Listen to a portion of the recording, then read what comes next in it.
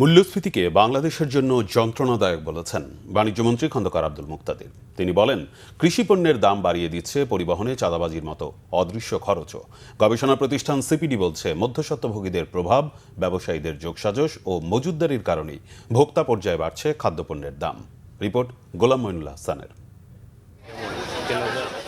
বাংলাদেশে মূল্যস্ফীতির কারণ হিসেবে কোভিড, জ্বালানি সংকট কিংবা আকস্মিক বন্যা কোনো না কোনো ইস্যু সামনে আসছে।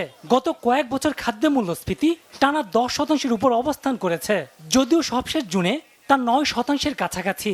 এমন প্রেক্ষাপটে রাজধানী ব্র্যাকিনে খাদ্য মূল্যের শৃঙ্খলা বিষয়ক সেমিনারের আয়োজন করে সিপিডি।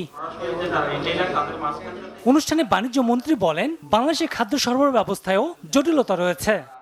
যেটা যত সমৃদ্ধ অর্থনীতি হোক, যার পারচেজিং পাওয়ার অনেক হাই, তার জন্য পেইন, আর আমাদের মতো স্ট্রাগলিং ইকোনমির জন্য তো ইনফ্লেশন অনেক বড় পেইন।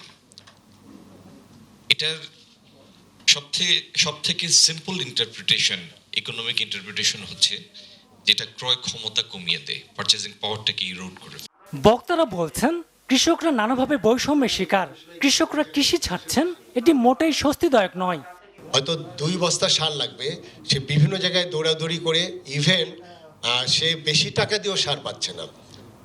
কিন্তু আমরা এই জায়গাটায় যে গভর্নেন্স ইস্যু আছে, অর্থাৎ এখানে যে কৃষি ডিপার্টমেন্টের যারা আছেন এবং ডিলাররা যারা এই সার সেক্টরকে জিম্মি করে রেখেছে এবং এইটার কারণে কৃষকদের যে প্রোডাকশন কস্ট বেড়েছে, সেই জায়গাটায় কিন্তু আমরা আলোচনাটা খুব কম করি। জানি বাংলাদেশের অ্যাগ্রিগেট ডিমান্ড কনসিস্টেন্টলি বাড়ছে। কেন?